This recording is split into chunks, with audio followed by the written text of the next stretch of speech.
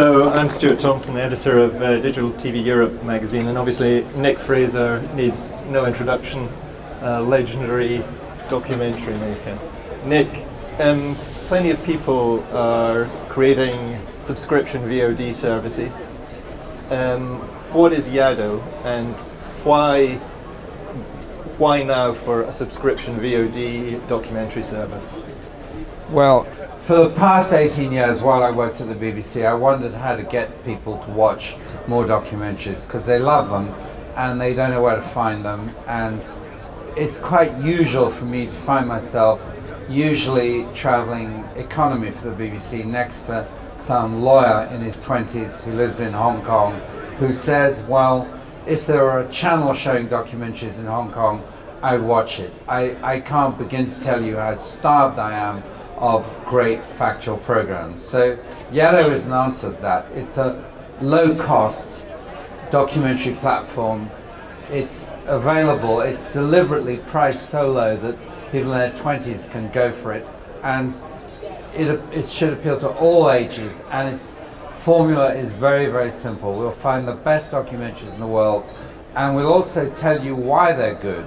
The problem about documentaries on YouTube or on other places like Netflix or Amazon is that they don't come in such a way that you know what the hell you're going to watch. And quite often you go to a documentary and you say after 10 minutes, well, that was very boring, I didn't want to watch that. So the point about YeahDoe is that they're all, I just hate this word curated, but they're described at the moment by myself, and you'll know when you go to a film why the film is going to interest you, and you will enjoy the film. How wide is the range of content you're looking to put on it? Is it completely open? What are you focusing on? What type of content? And also, is it a mix of long form and short form? Well, the best way to describe that is that when I was working at Storyville at the BBC, and I quit a week ago only, I finally left, dragged myself away from the BBC only a week ago. The formula is very simple. You'd show anything brilliant, anything interesting, anything you'd want to watch, and if you wanted to watch it, there's a good chance that others would too. And I can describe what we're doing in a number of ways. The first film we commissioned, which was about 2 weeks ago, is called Oink, and it's a film about pigs, because believe it or not, pigs are the key to understanding the future of the planet and the key to understanding various things like the Chinese economy, and they're also animals that we can never decide if we love them or hate them, or a mixture of hatred and love. So at the moment we have people making a film about pigs, and I can guarantee you this will sell very well.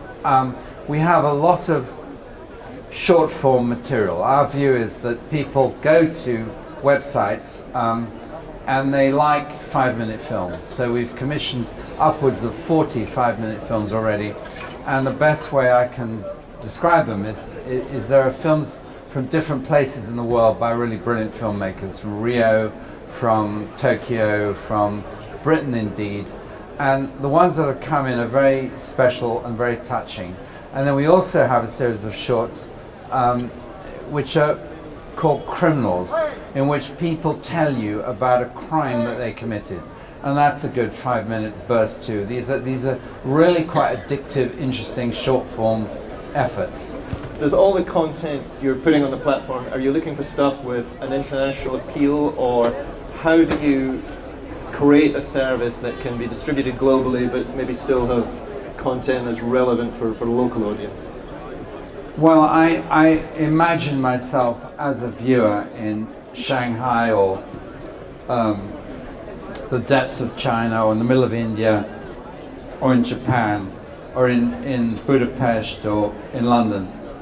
And I ask myself, what would such a person want to watch? And in fact, this is the motif of Storyville. I mean, the idea of Storyville was to bring films from the rest of the world into Britain, and bring films from Britain into the rest of the world. And I think it's not different. I think there is a global, large niche audience for factual material. I actually think people love these, these long form series of fictional things, but at the same time, there's a kind of increasing hunger for really clever, well-made documentaries. People love documentaries, and they'll tell you how much they love them. What's the mix you've got between content you're commissioning for it and content you're acquiring from outside? Well, at the moment we have 60 acquired films, and we'll be adding to them month by month, and we have about a total of between 40 and 50 shows that we commission ourselves. And the more money we get in and the more money we lay our hands on, the more fresh films we'll commission. Now we're hosted here by Magine. Why did you choose Magine as your platform provider? What do they bring to the party? Well, they've done two astonishing things. The site, which is very good, so please go to it, called YeahDoe, was designed by Fuse Project in San Francisco, but the engineering and implementation of the site was admirably done and very rapidly by Magine. And they also are the way we get out to 60 countries before the end of the year. I would say you may have said that other people are into this, but no one is doing a broadly, curated, really effective, dedicated channel to documentaries, and we will be out in 60 countries by the end of the year.